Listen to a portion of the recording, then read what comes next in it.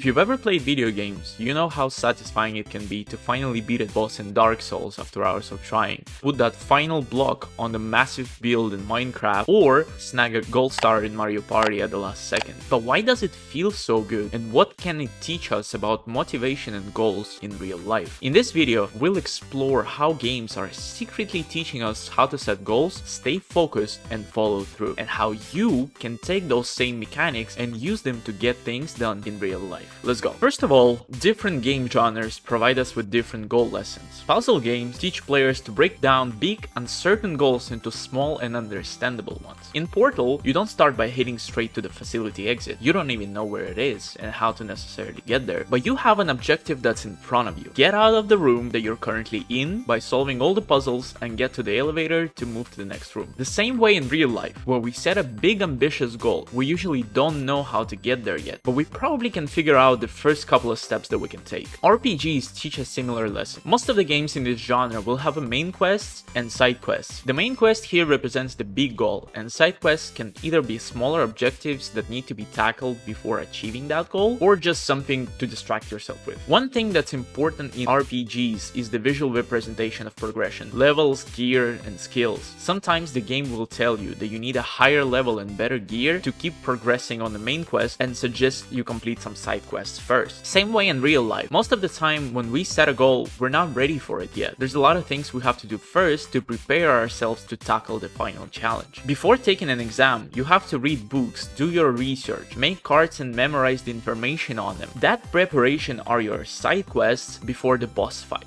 Sandbox games like Minecraft or Animal Crossing, on the other hand, provide you with a whole world and no clear objective. They basically say, here are the tools, go do whatever you want. You have to figure out what you want to do, what goals will you set for yourself. You might set a goal to build a castle, which is going to be your long-term objective, and your first short-term steps will be to mine stone, place some blocks for the foundation. And that teaches you self-directed goal setting. There's no pop-up quest telling you what to do. That skill is very valuable, because in life, while we're kids or teenagers, we're still told what to do a lot of the times. Most of our objectives are defined for us, but further in life, we're just handed this world of opportunities, and we are the ones who have to figure out what to do. We learn to set our own goals and figure out our own ways of achieving them, and that's what sandbox games teach us. Games provide us with predefined goals and freedom to set our own. But how do they keep us hooked on those goals and teach us to stay on them until we achieve them? By providing constant feedback and reward. Video games are basically feedback loops. Do something in a game, kill a monster, solve a puzzle, collect a quest item, and you immediately get feedback. Your XP bar goes up, a ding sound plays, congratulations message appears on the screen. Same with the negative feedback. Get hit by an enemy, fall off a cliff, and the screen will go red. Your character will make a sound indicating that they're in pain, and your HP will decrease. There is a constant feedback and progression loop. For every task you complete, you get loot, experience, new gear, higher level. That reward then empowers you to do more. Your new gear allows you to fight the boss that was too difficult to beat. With higher level, you can access new locations. That feeling of accomplishment from each step makes you curious and hungry to achieve more. The constant feedback that the game provides keeps you hooked. You know exactly how close you are to the next level. We don't see that in real life though. The feedback is delayed most of the time. When we're working on a goal, we don't really know if a certain action will bring us desired results, so we just have to believe in ourselves and trust that we're doing the right thing. The positive reinforcement that the games provide trains us to appreciate incremental progress and reward, a key habit for staying motivated and consistent in any project. Rewards and constant feedback keep us grinding, but why does it feel so fun to do it? According to self-determination theory, we have three core needs: competence, autonomy, and relatedness. And good games check off all three. When we play, every challenge we overcome makes us feel competent. We master new skills and we get things done. Every choice we make satisfies autonomy. We are able to choose our own path, even in a limited setting. In an open world game, we get to choose where to go and what to do, and in a more scripted game, we might choose what weapon to carry or whether we want to get through the mission by stealth or to have an open fight. Relatedness is satisfied by letting us imagine a story and connect with the character that we're controlling. Games makes us feel effective and in control of our little world, so we naturally want to keep playing because it's safe, unlike real life where most of the things are outside of our control. So what does this mean for your real life productivity? To feel competent, break your project down into small achievable milestones, so every time you get it done, you feel competent and want to start on the next one immediately. To satisfy autonomy, pick the goals you want to achieve, not only the ones that you have to. Sure, there are goals we said that we must complete, but you always have to have something that you're doing and working on simply because you want it. That's what makes life worth living. Let's sum up the lessons we can take from video games about about goals and how we can apply them in real life. Set big, ambitious goals. It's probably best to only have one at a time, same way that there's a main quest in a video game. Then, break that huge goal down into smaller achievable milestones and make sure it's something that you can do at the moment. It's okay if you can't plan everything in advance, just start with the first couple of steps that you can think of. Track your progress, make it measurable and visible. If you set a goal of achieving your dream body and one of your milestones is to complete 15 workouts this month, write out checkboxes for each workout and tick them off every time you complete one. That way you can see your progress, know exactly how much is left to do, and you stay motivated to keep going. Reward yourself. Every time you complete a milestone, do something nice for yourself. Buy yourself something or give yourself an experience that you don't normally have. Plan the reward before you start working on the goal to have something to look forward to. Make sure the reward is corresponding to the achievement. You probably shouldn't go on a 2-week trip to another country for completing 15 workouts, but buying a new workout suit is a great reward for this achievement. That positive reinforcement will keep you going. Games teach us how to set and achieve goals, how to stay consistent with them, and how to progress in real life. Next time you sit down to plan your goals, remember these lessons and gamify your process. If you enjoyed this video, hit that like button, subscribe, and write in the comments how you use your lessons from video games to achieve goals in real life. Thanks, and I'll see you in the next one.